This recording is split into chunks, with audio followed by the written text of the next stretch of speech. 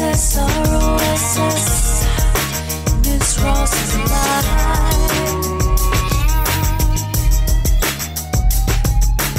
M-I-S-S. I talk about issues. I talk about love. I talk about life. Talk about it, talk about it, talk about it. Miss Ross.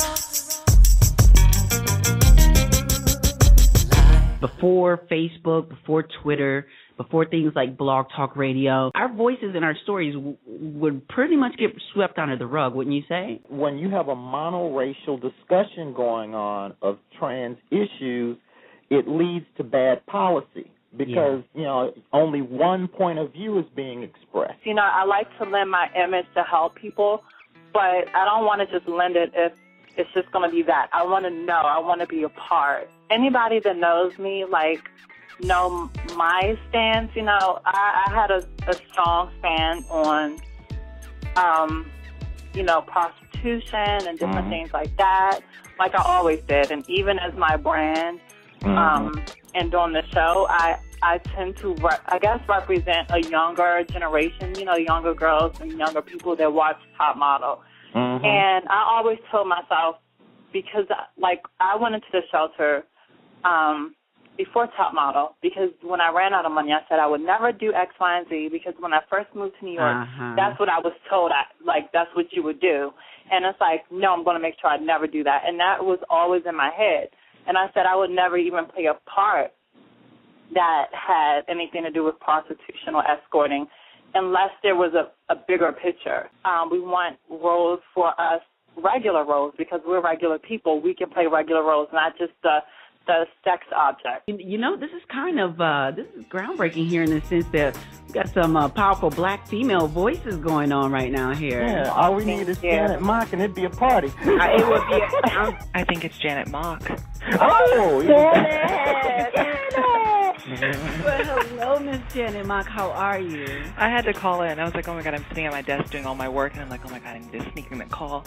My boss just left, got me getting in trouble. I'm going to be fired. But I was like, I have to jump in this conversation. Well, thank you so much for joining in on this, Janet. You know we all are continually inspired by the work you're doing as well. It's difficult for a woman like me to find true love. Whenever I work at Pearls of Asia, men like Paul Osher hit on me all the time. They want to go home with a fantasy, not wake up with reality. They want the best of both worlds, to savor the risk of a sinfully sexual relationship. If they do start to fall for you, they try to keep you a secret or run away because they don't want anyone close to them to discover what you really are. Still, underneath, they're people. Right. And it takes for a man, though, particularly in that excerpt that you read, it is so true. You know, a lot of men historically have, you know, looked upon transgender women as a fantasy and weren't strong enough to pull back the onion layer to get to know them.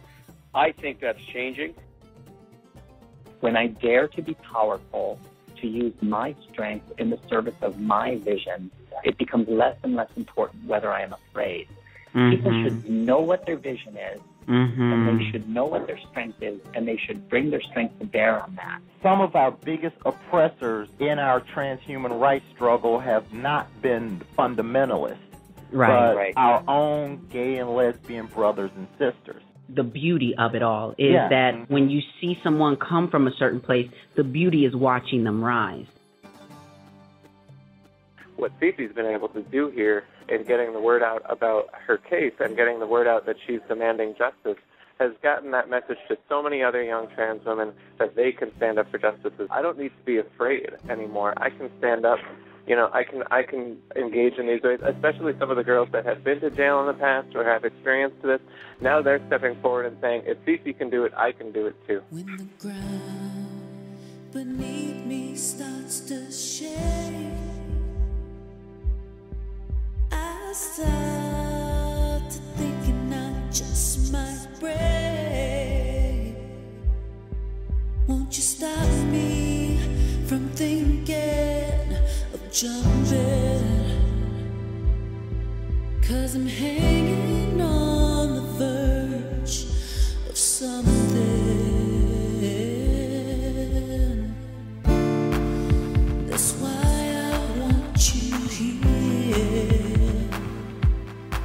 So please